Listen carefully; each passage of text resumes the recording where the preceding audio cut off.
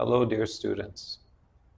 In this lesson, I'm going to be discussing how you can develop your cardiovascular ability and potential using yogic breathing exercises.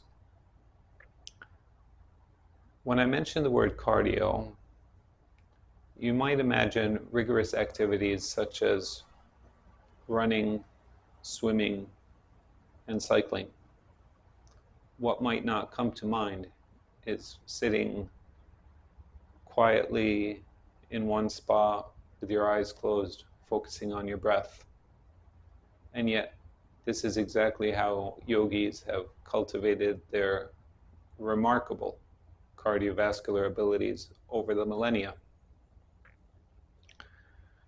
How is it that both approaches are considered cardio? And which one is better?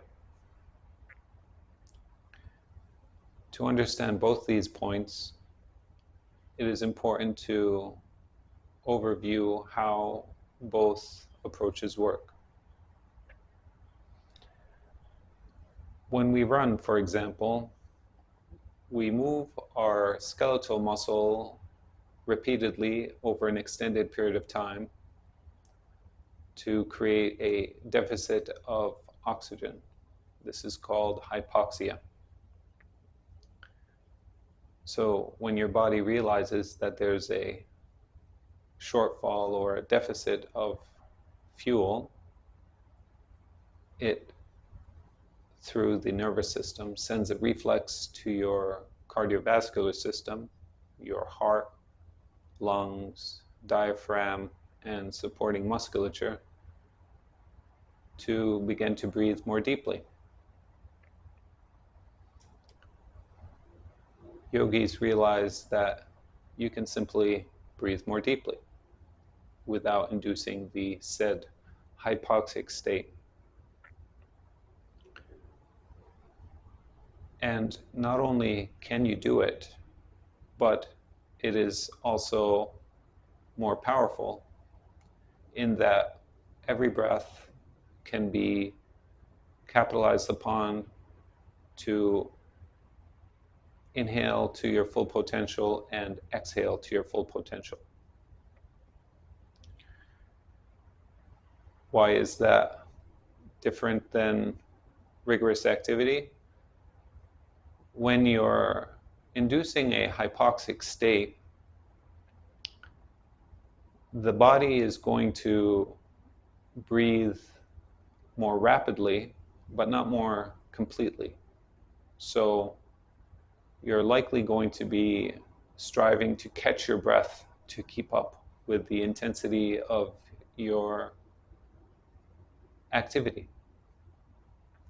Rarely are you going to be able to inhale until your lungs are completely full and exhale until your lungs are completely empty.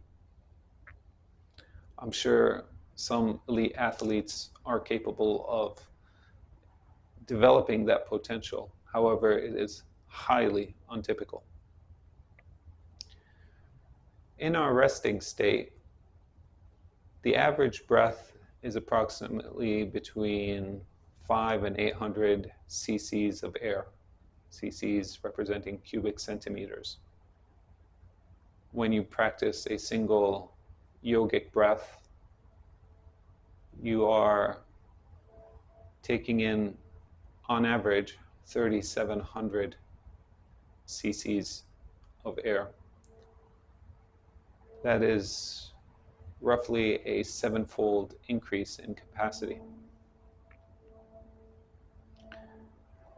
So when you can do that, because you are not in a panicked or anxious state to keep up with anything, you are in perfect rest.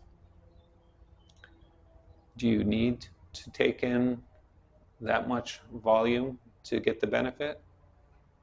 No. When you run, you can keep up and perform for a very long time, but nothing near as much as in a yogic practice. And the way your system is, the more fuel you bring in and the more waste you offload, the better everything runs, objectively. And another point to consider is a large portion of the oxygen resource is going to be diverted towards sustaining the activity in your skeletal muscle.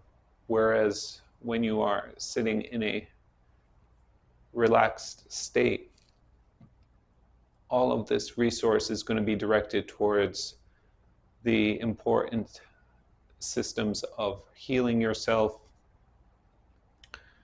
and your metabolism, digestion, as well as all of the processes that are involved in your emotional and psychological state, which is why pranayama is a cornerstone for cultivating your highest levels of consciousness.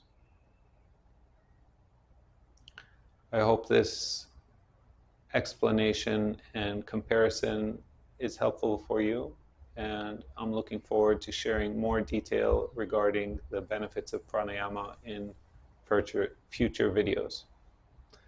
Thank you, and God bless.